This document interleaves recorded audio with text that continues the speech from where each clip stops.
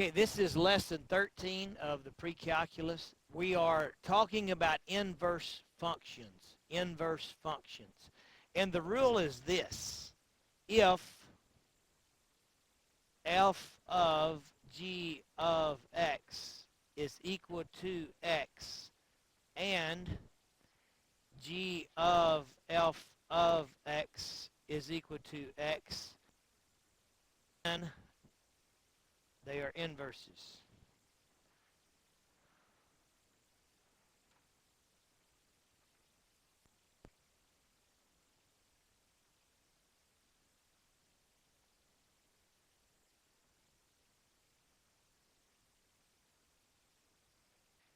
Okay, so to check to see if they're inverses, we're going to do f of g of x to see if it turns into x.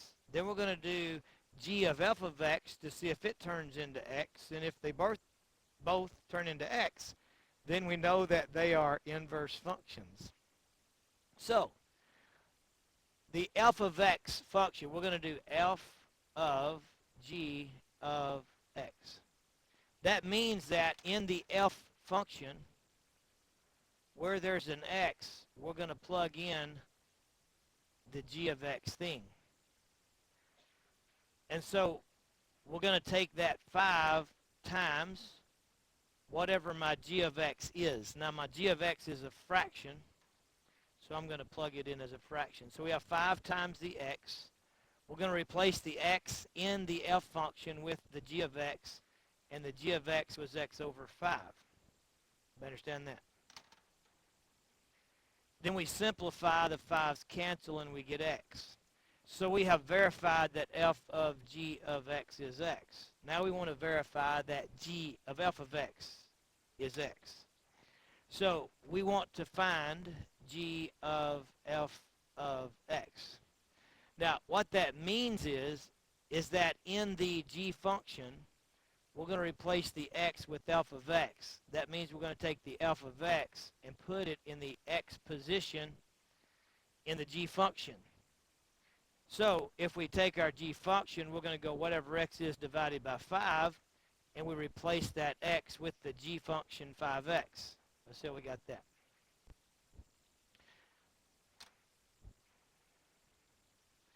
We're then going to simplify, and we get x. So f of g of x is x. G of f of x is x. Therefore, they are inverses. Any questions on number 1? Now, I want to graph each one of these as we go, just so we can get a visual of what it's going to look like graphically. So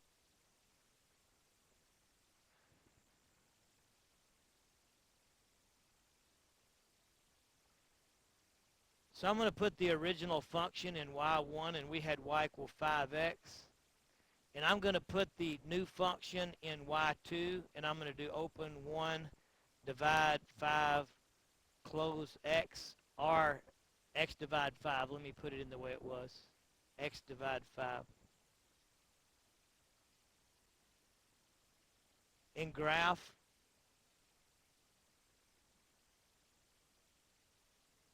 and that's going to kind of give us an idea of inverse. And you might notice here that what this thing was doing here in relationship to the y-axis, it appears that this thing kind of is doing to the x-axis. So we see that it did some flipping around and twisting. The relationship between x and y were inverted, okay, if you will, if you look at the graph. Okay, we're going to do that on several just so we can kind of get an idea of what it looks like. Okay, so let's look at number 2. Number 2, we have f of x is equal to 2x plus 7. So we want to find f of g of x. That means we're going to take our f function, 2 times whatever x is plus 7. And where that x was, going to put the g of x function. So where that x was, we're going to put open x minus 2 close over 7. You understand that? So my 2 then, since it's times a fraction, would be more properly written as 2 over 1 times. Okay? Now, the only simplification that we can do is to distribute, and we would have 2x minus 4 over 7 plus 7. That's as simple as it gets. That did not turn into x, so we already know that these are not inverses.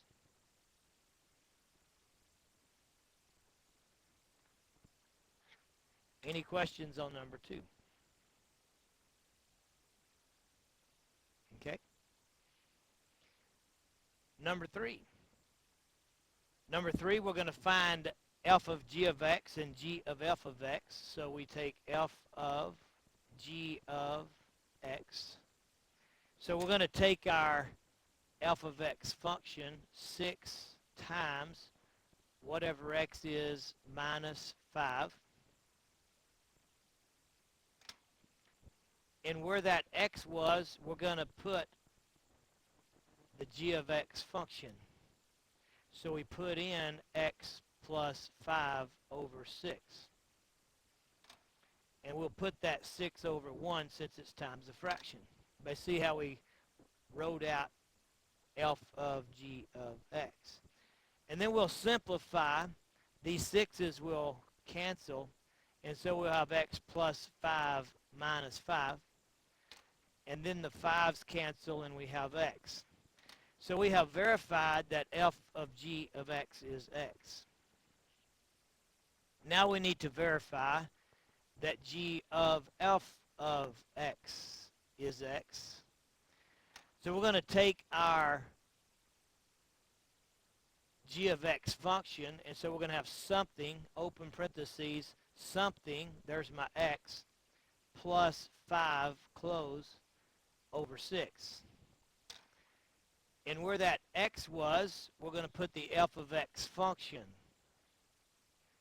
So we're going to put the 6x minus 5 where the x was in the g function to write out g of f of x. So basically we got that.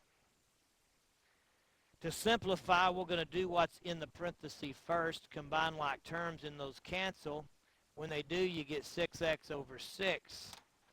And the 6's cancel, and so we get x. So we have found that f of g of x is x, and g of f of x is x. Therefore, we can conclude that these are inverses. Let's see how we did that.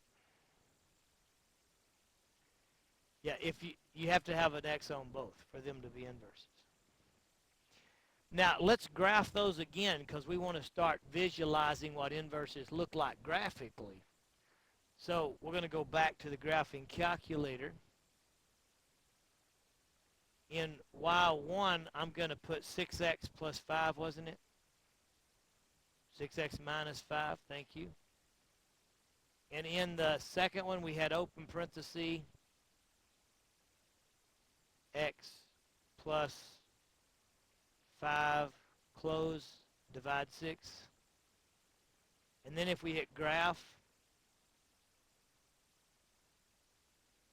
you can see that what happened is the relationship that this line had with the y-axis has become the relationship that the new one has with the y-axis. In other words, our x and y's really changed places, you see.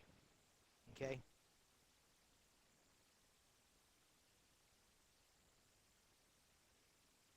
Now, we're going to get that idea better when we find the inverse of something. Remember, we're going to switch the x and the y and solve for y. So we're kind of getting that idea that x and y are kind of swapping here. All right. Let's look at a table on this one. Let's hit second graph, which is table. See if we can find anything going on with that. We've got all the ones are the same. But I was trying to scroll down a little bit. Now, here's what I wanted you to see. You see that we've got a 0.27 here, and then we've got a 0.72. Are you seeing that? You're going to find that going on because our x's and y's are getting swapped up. So we're going to find a lot of inverse points where our x became the y and the y became the x, as this point was inverted and it ended up on the new graph, okay? So I wanted you to see that going on in the table. We might could scroll down and find some more, but they may be getting so far apart we can't find them. If we go down, there's a 13.3. Excuse me. That means probably there's a 313 up there somewhere, right? So let's go back and see if we can find a 313.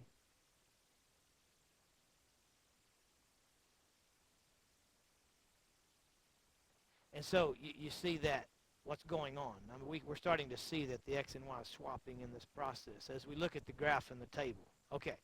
I just wanted to make sure you saw that, and that's not something we talked about before this video.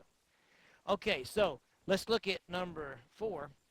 Number 4, we have we want to check out f of g of x. F of g of x. And so what we're going to do is take our f function and where that x was, we're going to put the g of x function, which is that. So that goes where the x was. So an x squared plus 2 goes right there. Understand that? And then we're going to simplify. We can cancel those in there, and we get square root of x squared. And we know that the square cancels the square root, and we get x. So we have verified that f of g of x is x. Now we're going to find g of f of x. So we're going to take our g of x function, something square plus 2.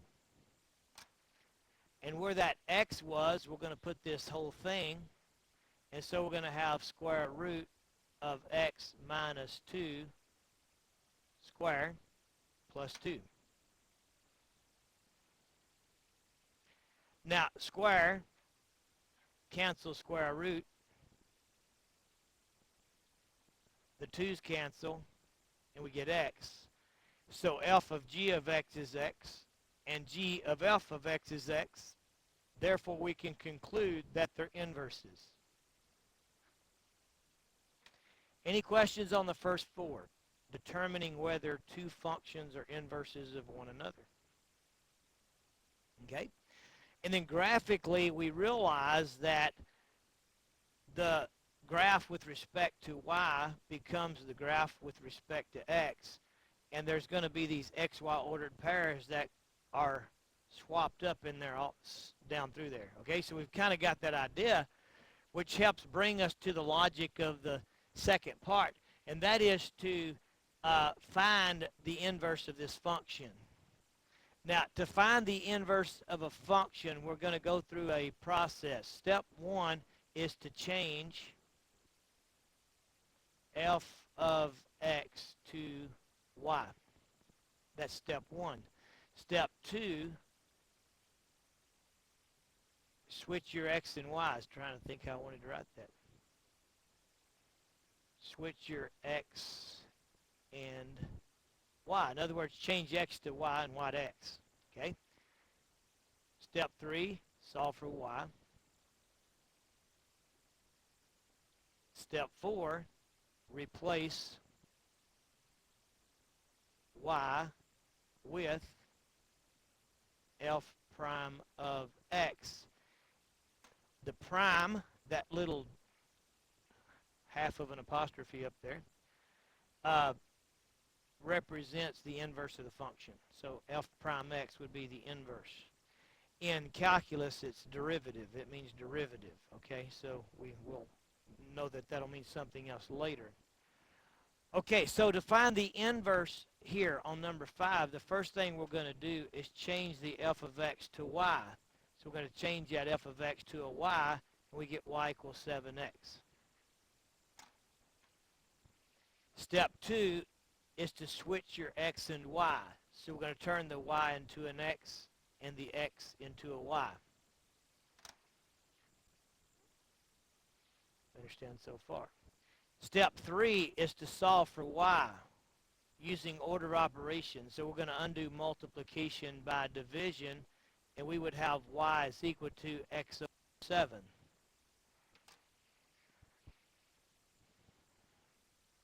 Step 4 is to replace y with f prime of x, f prime representing the inverse function. So f prime of x is equal to x over 7. And so we found the inverse of the original function. Any questions on number 5? Now we could do f of g of x and g of f of x with the original and the inverse and verify that they both turn into x to verify that we found the inverse correctly, but we won't do that. Any questions on number 5? Okay, number 6, step 1, I'll keep my colors the same. We're going to replace the f of x with y. Step 2, to change my x to y and my y to x. So we're going to switch our x and y. Step 3, we're going to solve for y. We have multiplication and subtraction. You undo subtraction first by addition. We're going to have 3y equal. On the x and the 5, they're not like terms, so we write it out as the expression x plus 5. Now we're going to undo multiplication by division. And so we have y equal x plus 5 over 3. And then step 4 is to replace y with f prime of x. So we get f prime of x is x plus 5 over 3. So we found the inverse of the original function. Any questions on that?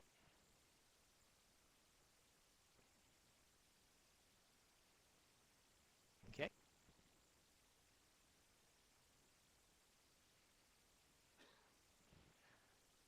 Number 8. Number 8, we're going to replace x.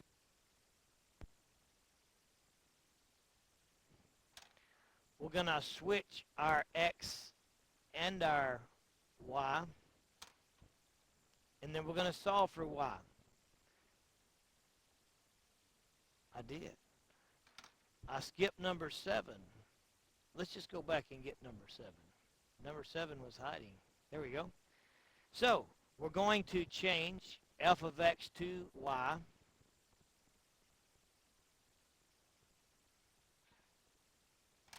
We're going to switch our x and y.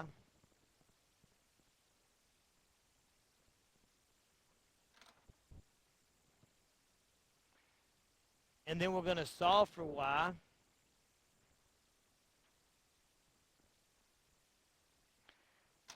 To solve for y, we're going to, we have parenthesis and division. Which one do you undo first? Division by multiplication. And so we're going to have y plus 7 equal 9x. Symmetric property. And now we're going to get the junk off of y, the rest of it. So we're going to subtract 7. And we're going to have y equal 9x minus 7. And then we're going to replace the y with f prime of x. Any questions on number 7?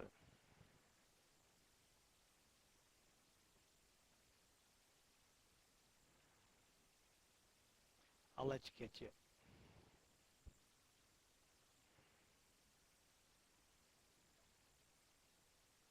I whited it out.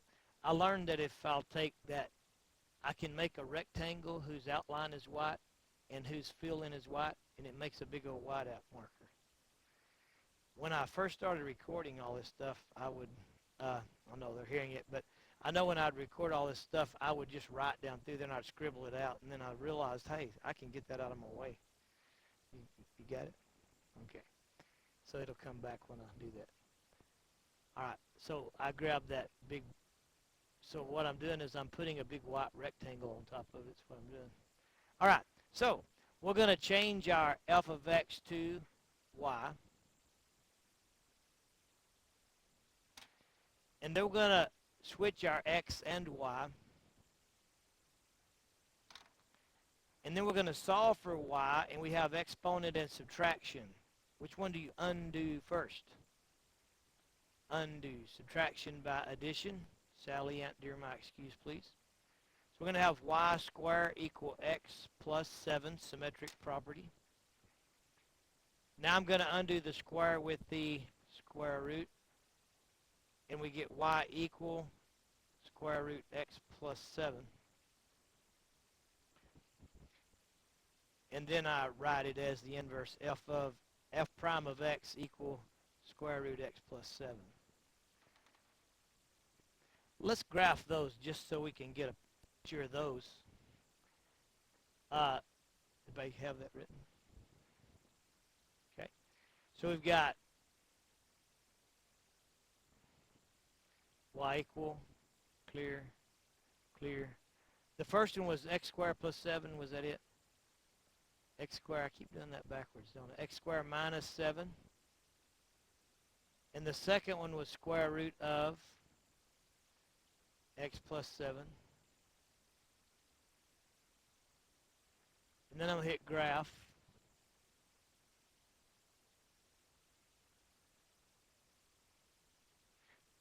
Now, let's notice again that what this was doing with respect to the y, this is really doing with respect to the x.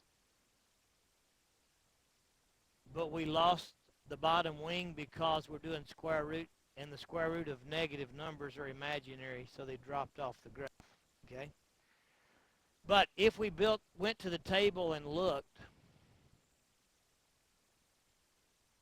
we've got a 3, 2. We would hope to find a 2, 3. So here we have a 2, 3, and here we have a 3, 2. And we've got a 4, 9, so we could probably go down and find a 9, 4. Okay? All right, so we got the idea that our x's and y's swapped. Okay? The respect of everything's swapped respectively according to x and y. Okay. There we go. And so then number 9. Number 9, we're going to change the f of x to y. We're going to switch our x to y. And then we're going to solve for y. You get rid of the square with the square root with the square. Cancel square root, so we have y equal x squared. And then we write it as f prime of x. All right, any questions on inverses? Now, the work you're doing out of the college algebra book, the mathematics involved gets a little intriguing with all of the complex fractions and all of that stuff. It gets a little more complicated than we did here, but that's good exercise for you. Any other questions or anything on this? Okay. So, number 28, 26. So let's do one of those while we still have some time, because we really should deal with that. 28. So we'll do, give me the problem and we'll do this one. We're going to do one that comes out of the college algebra book. It's f of x.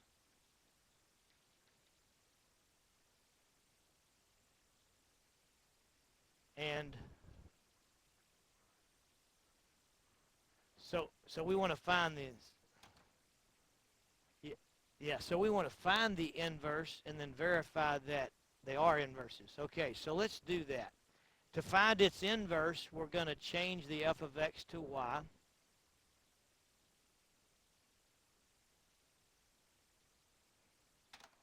We're going to switch our x and y.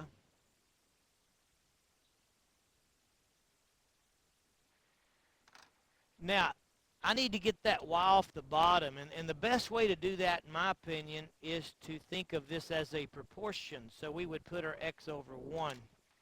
And if we do that, we would cross multiply. And I'm going to go ahead and write it out. We would have x times y plus 1 is equal to 1 times 2y minus 3. So we put the x over 1, created a proportion, we're cross multiplying.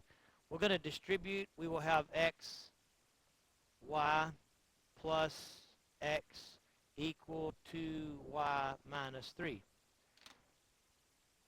Now, what we want to do is gather our y's to one side. Okay, I want to write this down. Move all y stuff, I should call it terms, since it's pre-calculus. Move all y terms to one side. Factor out the y.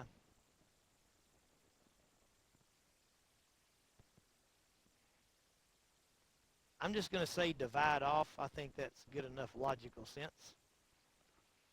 All right. So what we're going to do, we're going to take every term that has a y and move it to the left, and every term that does not and move it to the right. And so we're going to have x, y. When you move this 2y to the other side, you change the sign. When you move that x to the other side, you change the sign. So what we did is we moved all the y terms to one side. And then what we've got is a common factor y. So we're going to factor out that common factor of y. Okay? And then we're going to divide off that junk on the y. And so the inverse f prime of x would be equal to negative x minus 3 over x minus 2. So we used a tricky little process of factoring. We moved all of our y terms to one side, factored off the y, and then divided off of y, and it got it all by itself. Some of this you may not have been exposed to in Algebra 2, so this may be the first time you've seen some of these tricks, which is why it's good for us to do some of these together, okay? I'll give you some time to write that down. There's folks writing this down. And then what we have to do is verify that f of g of x is x, which is another intriguing process. So let's see if we can take care of that. When you get to calculus, man, there's all kinds of this stuff going on every day. It's just full of algebra things going on. What we want to do is find f of f prime of x. Okay, I'm just going to go call it f prime of x. That's what it is. We want f of f prime x to see if it comes out to be x. So I'm dealing with this thing. So I'm going to have 2 times whatever I'm plugging in for x minus 3 over whatever I'm plugging in for x plus 1, right? I'm going to replace this x and this x. Now what am I going to replace it with? F prime of x. So in place of that x there, I'm going to put a negative x minus 3 over x minus 2. And in place of this x, I'm going to put negative x minus 3 over x minus 2. So this is what f of f prime x looks like to start with.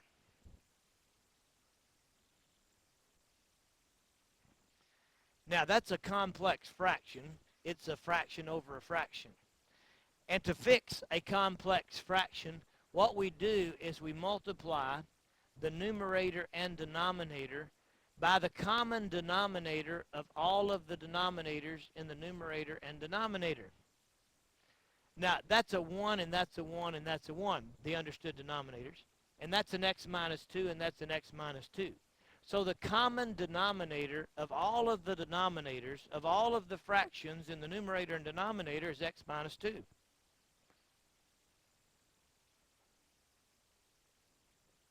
So we're going to multiply the numerator and denominator by the common denominator of all of the denominators of the fractions in the numerator and denominator. I did say that right.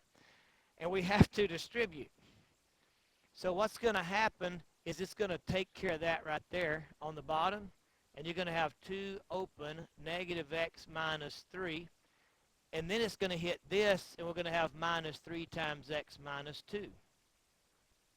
So we eliminated the denominators of the numerator. Now, we're going to distribute here. That knocks that out, and you have negative x minus 3. And it distributes here, and one of those would be plus x minus 2. So we eliminated the denominator of the numerator and denominator by multiplying by the common denominator of them.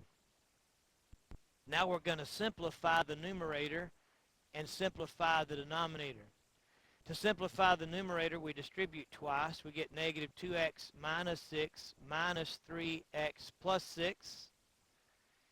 And in the denominator, we can cancel those x's and then combine like terms, and we have a negative 5.